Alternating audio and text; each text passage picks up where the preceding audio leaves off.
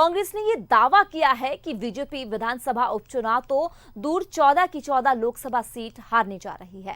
वहीं जेएमएम ने भी तीनों लोकसभा और गांडे उपचुनाव में इंडिया अलायंस की जीत का दावा किया है। सुनिए क्या कुछ कहा गया है। कहते हैं ना, देयर इज नो ऑल्टरनेटिव। ये जो फैक्टर होता है, टीना फैक्टर, ये पूरे देश में चल रहा है।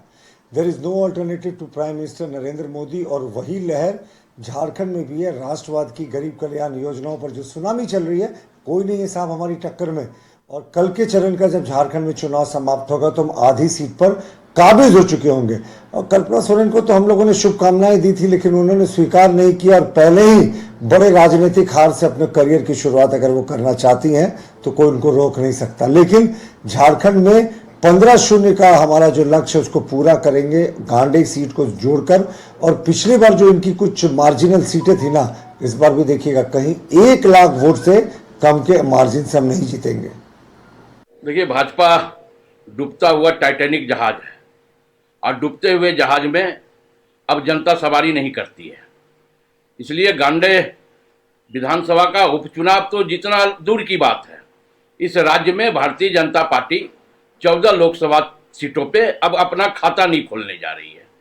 क्योंकि महंगाई से, बेरोजगारी से, देश की अर्थव्यवस्था से पूरी तरह जनता वाकिफ हो चुकी है कि कैसे हम सिर्फ भारतीय जनता पार्टी धर्म को आधार मान करके यह 10 सालों तक देश को विषम परिस्थितियों में ला करके खड़ा कर दिया। 20 मई को झारखंड में दूसरे चरण के मतदान में हजारीबाग, कोडरमा और चतरा तीनों सीट पर इंडिया गठबंधन के प्रत्याशी भारी बहुमत से जीतने जा रहे हैं।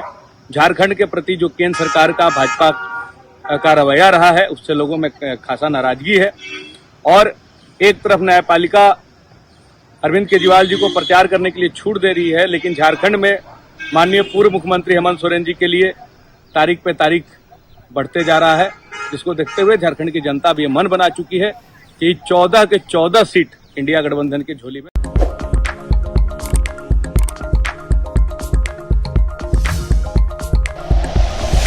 Like and share videos, subscribe करें हमारा चैनल और प्रेस करें बेल आइकॉन। न्यूज़ 11 भारत, सच है तो दिखेगा।